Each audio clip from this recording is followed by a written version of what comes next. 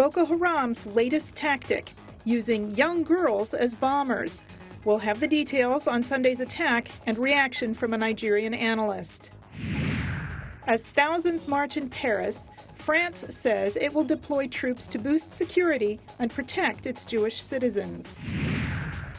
And later, a high-tech heaven, getting wired at the Consumer Electronics Show.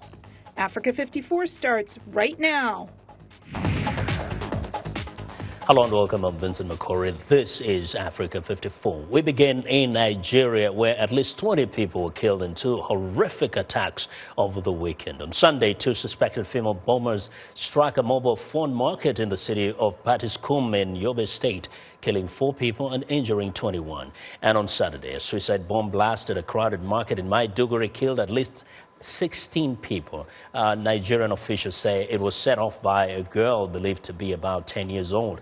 A witness in Maiduguri said the girl was being searched at the entrance to the market when bombs detonated. At least 20 people wounded in the blast. There was no immediate claim of responsibility, but Maiduguri, the capital of Borno State, lies in the heartland of the Boko Haram insurgency. Now, for more on the increasing violence in northeastern Nigeria, I'm joined by Leo Kayan. Is the head of VOA's Hausa Service. Leo, once again, welcome. Thank you, Vincent. Now, one of the things that we're noticing as these attacks increasingly occur is the use of young girls. Really young as 10 years old. Who are these kids? Well, that's the big question, and nobody's been able to answer that. We've asked this question everywhere, and nobody's answering anything. The fact remains that these Chibok girls that were abducted could have been used, but the ones that were apprehended or whose remains were shown did not turn out to be the Chibok girls, because, I mean, nobody has answered that question. As the government tried to do like some tests, some forensics tests and all that, nothing is coming forward. The government is not even commenting about these girls that are being used as suicide bombers. In Kano, the remains of a girl, the face was showing. She resembled one of the Chibok girls, but eventually nobody said anything about that. But the fact remains that these girls are young girls, and they come within the bracket of the same age with those ones of Chibok. Mm-hmm. And since the Chibok girls are nowhere to be seen, you can never tell who these girls are if you don't carry out a forensic test. Yeah. The government is not doing anything about that, I think. But it's very clear that these are not girls who are offering themselves to these terrorists to be blown up. These are being forced. Definitely, they're kind of being strapped to these explosives. Well, the best we've heard about that is that some of them may even be mental, because some of them were told move in certain ways, certain fashions that are very, very not normal, and they're normally strapped. So the question now is, who does this strapping? Mm-hmm. And secondly, how do you strap somebody and send him to a destination with such a packed crowd without the person fearing the detonation? Are there parents who are saying, my 10-year-old child has been missing? Nobody's reporting that either. Yeah. It's a very complex situation, Vincent, and I think the government needs to do something about that. We're asking the questions, but we're not getting the answers. Now, very quickly, we've seen the outpouring of support in France, demonstrations, protests by even world leaders there. How do you contrast that with what has been happening in Nigeria and the reaction and response from the world? Yeah, but how would you think? François Hollande talked about terrorism, talked about his citizens, cares about his people. On the other side, you go to Nigeria and see what's going on. Goodluck Jonathan is everywhere, but he's campaigning for re-election. Doesn't even care what's happening. He's condemning attacks in France and leaving the ones in Baga. Over 2,000 people were told were killed in this last 1 week or so, and no statement has been made about that. So, I mean, we're just not fair to the African community when we just care about ourselves getting re-elected and not doing anything about the welfare of the people. So the reaction, for example, in France is reflective of the actions of the leadership in France itself. There is a leadership problem here, where presidents of Nigeria or the presidents of Africa generally think only about themselves and about staying in power. Yeah. Well, we'll watch and see, and hopefully we won't be hearing more of these cases of little girls being blown up in marketplaces. Well, Leo, thanks a lot for joining us today. Vincent. Yeah. Thanks, yeah. Well, Leo Kayan is the head of House of Service here at the Voice of America. Well, now to France, where President François Hollande is meeting with his cabinet ministers as his government focuses on security measures following last week's terror attacks. On Sunday, hundreds of thousands of people rallied in Paris to express their solidarity with the innocent victims. VOA's Al Person has our report. People from all walks of life filled the boulevards of Paris Sunday, gathering at Place de la République at the base of a statue celebrating French democracy and bearing the national motto, Liberty, Equality, Brotherhood. A group of Muslim men took a prime spot to show their opposition to the attacks. Homemade signs celebrated French values and mourned the dead. The mantra, I am Charlie, was pervasive, expressing solidarity with the staff members of the satirical newspaper Charlie Hebdo, who were gunned down for publishing cartoons lampooning the Muslim prophet Muhammad. This woman wore a Jewish skullcap to memorialize the 4 people killed at the kosher market, even though she is not Jewish. I feel sick to be French when they assassinate people because they were Jews, and they assassinate artists for the sole reason that they were the conscience of France, who agitated and were just the guarantors of liberty. A high school student paused on a bench to prepare a cartoon of his own, extolling the virtues of ink cartridges over shell cartridges that hold bullets. This Paris-born Muslim man, whose family is from Guinea, came to the march with his wife to make a point. This is not Islam. This is not a question of religion. It's a personal problem. And in fact, it doesn't have to do with Islam. Leaders from dozens of countries joined the French president at the head of the march, along with some family members of those who were killed. The attacks hit many French people hard, striking at the heart of their view of a tolerant, equal, secular society. The marchers emphatically stated their intention to carry on. Terrorism must not win, and I am here to show I am not afraid and to defend our rights. I am very optimistic. I think we went through a difficult period, but I see clearly that we arrive here united against terrorism. That's what counts. After the horrific attacks, it seemed a strange time to talk about optimism, but as thousands upon thousands of marchers passed by over many hours, it became easier to understand what he was talking about. Al Pessin, VOA News, Paris. Well, efforts by the Islamic State to make its presence felt in Libya has come as no surprise to the United States. U.S. military officials warned last month that a couple of hundred fighters are training at IS camps there. Intelligence officials said there's been no let-up, but caution it doesn't mean the jihadist group sees Libya as part of its expanding caliphate, at least not yet. VOA's Jeff Selden reports. The aftermath of a recent bombing aimed at Libya's elected parliament in Tobruk. The rising smoke a signal of the chaos and, according to analysts like Jason Pack, an invitation to jihadists and foreign fighters. Being on the global jihadi circuit, fighting in Afghanistan, then being holed up in a cave or something in Iraq, it's a tough job. You know, you could go to Libya and there's no state authority, no one's hunting you there, you could hang out, you could rest and, recoup. As Libya reels from clashes between factions vying for power, Pack says terror groups are trying to seize the moment. They don't want to carry out attacks inside Libya, and they really haven't done that. What they do want to do is keep the Libyan government weak, and that's the reason that they have targeted assassinations against key Libyan government officials. At the forefront of these groups, the Islamic State, parading its success on social media. Videos like these cannot be independently confirmed, but the group's claims have the attention of the United States Africa Command. We're watching it very carefully to see how it develops and everything. Right now it's just small and very nascent, and we'll just have to see how it goes. U.S. military officials believe there are a couple of hundred Islamic State fighters training at camps in eastern Libya. A senior intelligence official says it's clear the group is trying to leverage the permissive environment to rest, train, and recruit. But the official says, despite claims by Islamic State leader Abu Bakr al-Baghdadi that several Libyan groups have pledged their loyalty, the affiliation is nebulous. Analyst David Gardenstein-Ross at the Foundation for Defense of Democracies calls it resume inflation. They've been able to utilize their core proficiency in social media to broadcast their successes in a conflict where social media has not penetrated to the same degree that it has in, say, Syria. Still, experts warn the situation in Libya is becoming more dangerous, even a force for destruction across the Middle East.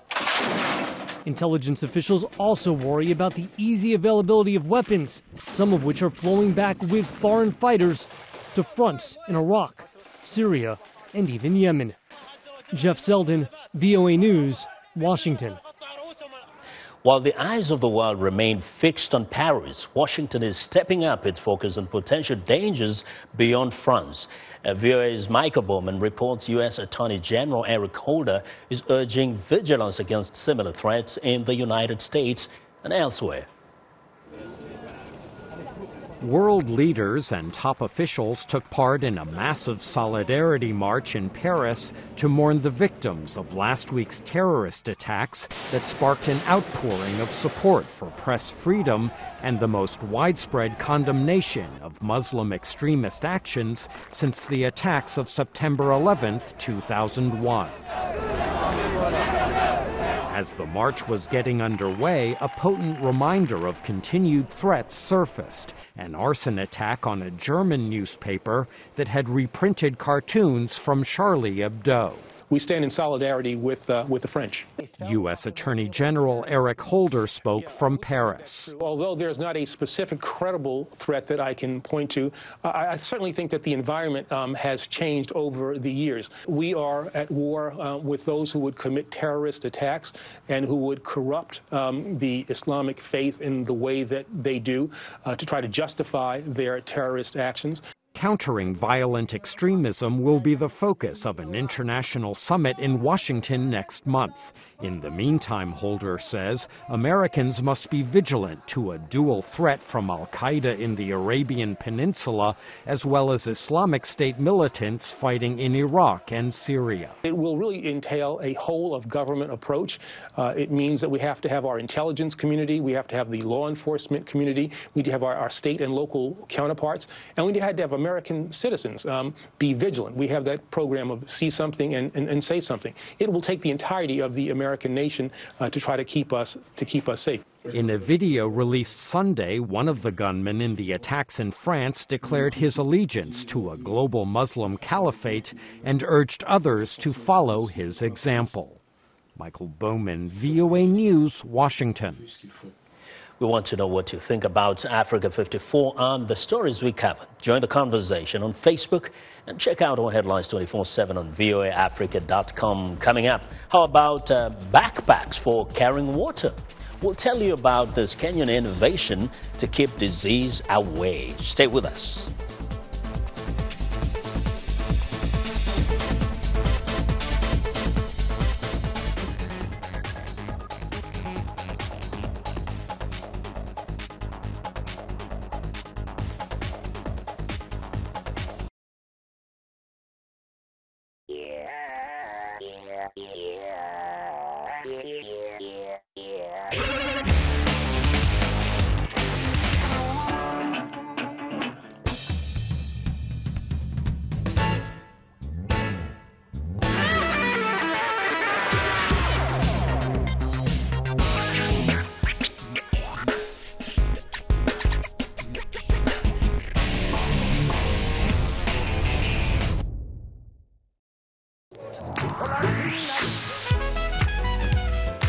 I wanted to present music and a side of American culture that is most important to me, that is a part of who I am. They're going to get some incredible performances. That's one of the things I love, bringing these artists in so you can get to see them do what they do. It's soul music, and that's what music is. It's that which comes from the soul.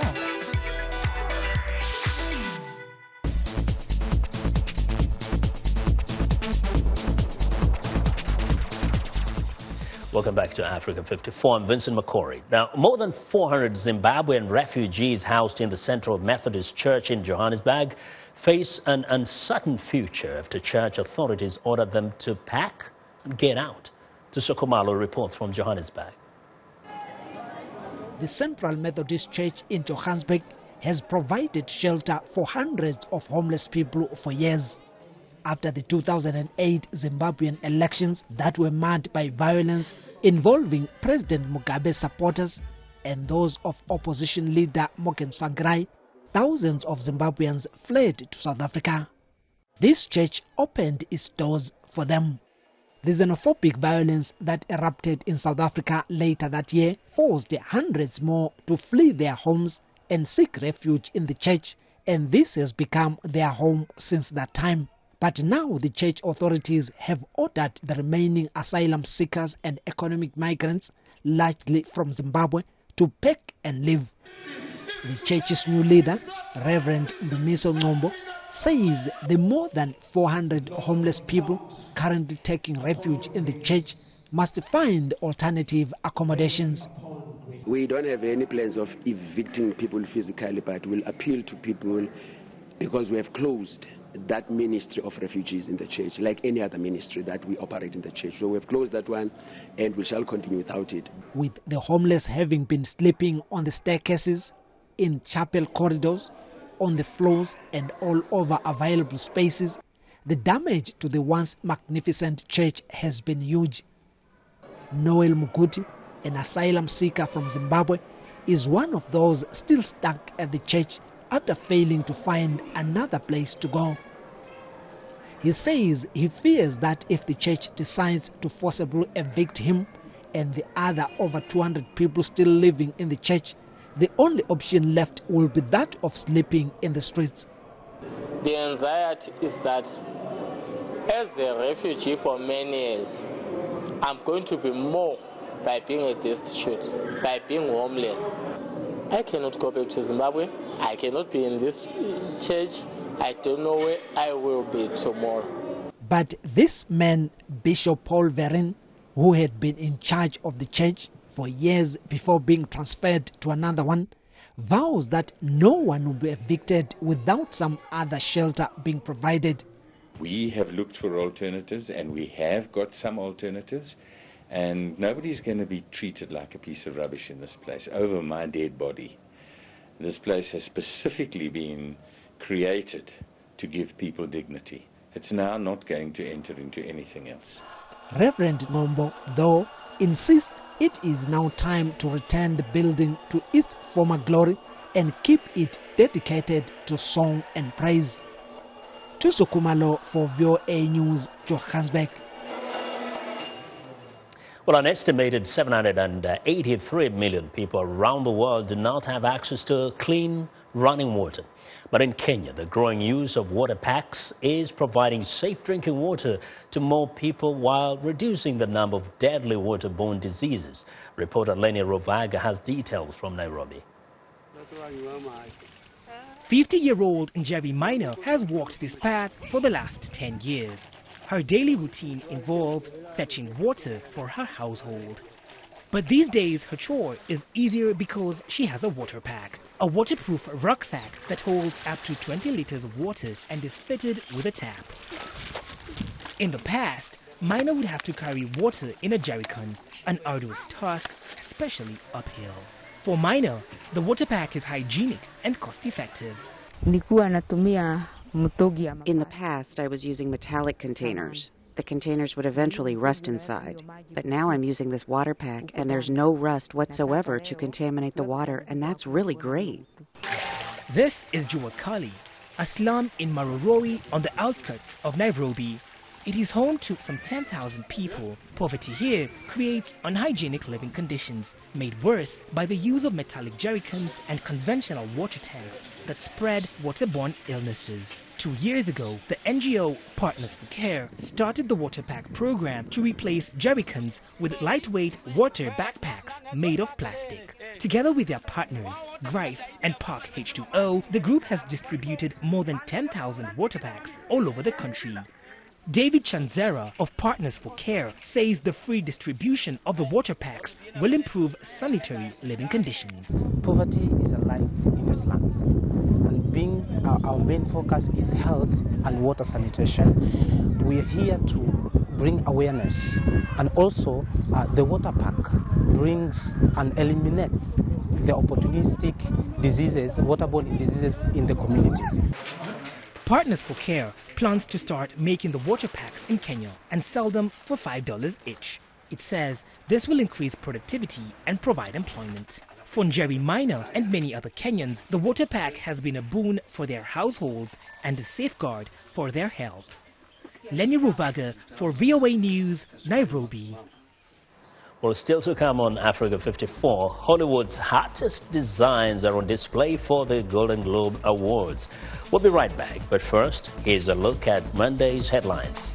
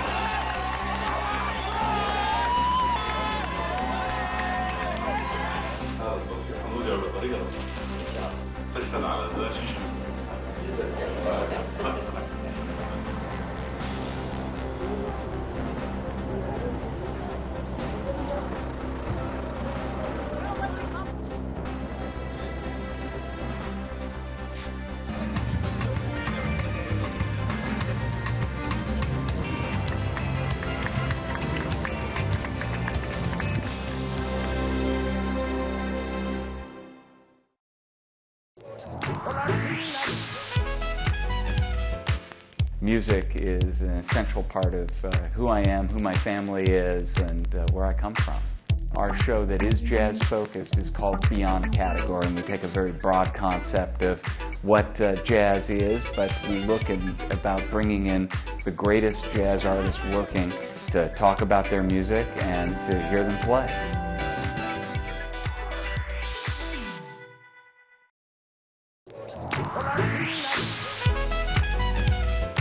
Every song has a different meaning to each person that hears it and interprets it differently. Border Crossings is unique in that it lets the listeners decide what we're playing. But we bring in guests so that our audience has access to some of the biggest names in pop music today, and we reach out to the audience each and every day in different ways.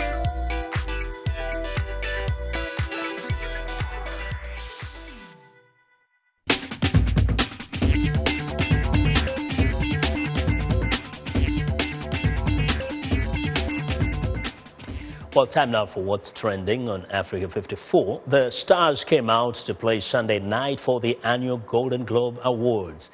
As usual, the Hollywood media paid as much attention to the gowns, the taxis, and the jewels on the red carpet as they did to the winners. Plus, all eyes were on George Clooney and his new wife. Clooney took home an honorary Golden Globe for outstanding contributions to the world of entertainment. The big movie prizes went to Boyhood and the Grand Budapest Hotel. Top acting honors went to Eddie Redmayne, Michael Keaton, Julianne Moore, and Amy Adams, making them the ones to beat at the upcoming Oscars. And that is what is trending today.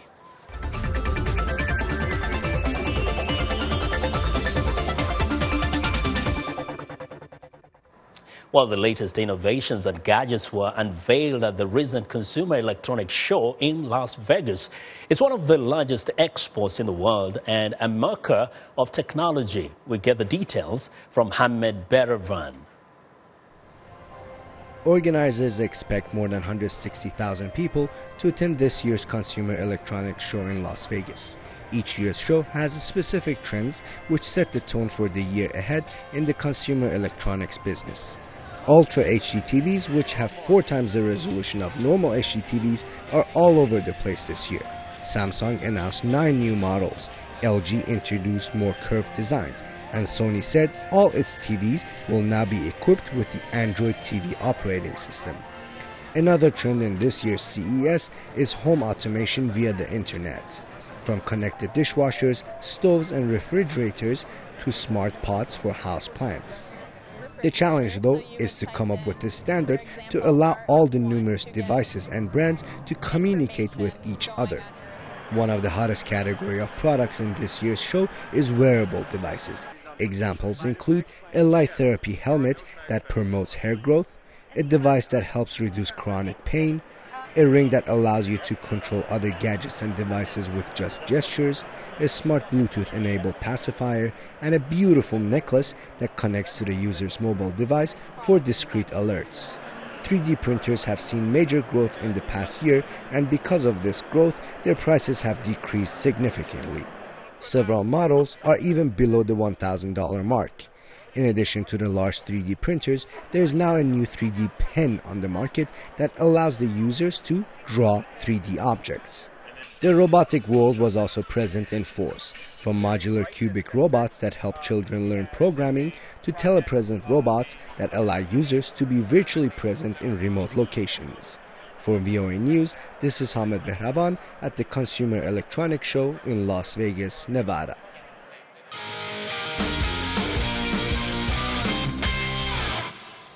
Well, it's time for our Monday Sports Report. Here's Sunny Young with the sunny side of sports. Hello, Sunny. Hello, Vincent, and sporty greetings once again to our Africa 54 viewers. We're now only 5 days away to the kickoff of the Africa Cup of Nations football tournament in Equatorial Guinea. One of the teams hoping to lift the trophy for the first time is Senegal. President Macky Sall greeted Senegal's players in the capital, Dakar, ahead of the competition. The Lions of Teranga from Senegal are one of 3 African teams to qualify for the World Cup quarterfinals, but they face a tough road if they're to win their first African title. French head coach Alain Giresse, who we just saw on the red top, will guide Senegal in a very challenging first-round Nations Cup group that includes Algeria, Ghana, and South Africa. Senegal's best previous Nations Cup showing was a runner-up performance at the 2002 tournament in Mali. President Sall describes the Senegalese team as remarkable, and he says it has all the advantages to win the Cup. Senegal will go against Ghana January 19th in the opening Nations Cup match for both teams in Mongomo, Equatorial Guinea. I'm VOA Sunny Young, and that's the sunny side of sports. Vincent?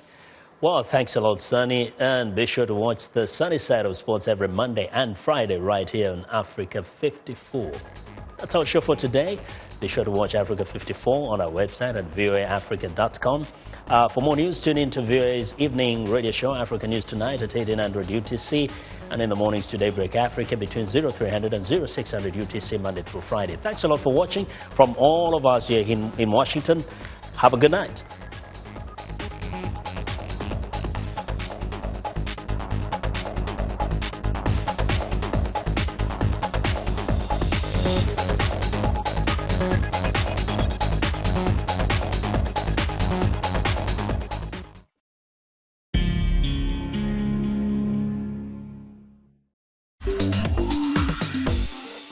Welcome to English in a Minute. When people are bluffing, are they telling the truth? Let's listen. Call someone's bluff. Oh yeah, I have the winning hand right here. I don't believe you. I'm calling your bluff. Okay, you're right. I only have low cards. I was bluffing. You win. Calling someone's bluff comes from poker, a card game. A player who is bluffing pretends to have the winning cards when he really does not. Calling someone's bluff means you want a person to tell the truth about something. People bluff about serious and not so serious things. So the next time you can call their bluff. And that's English in a Minute.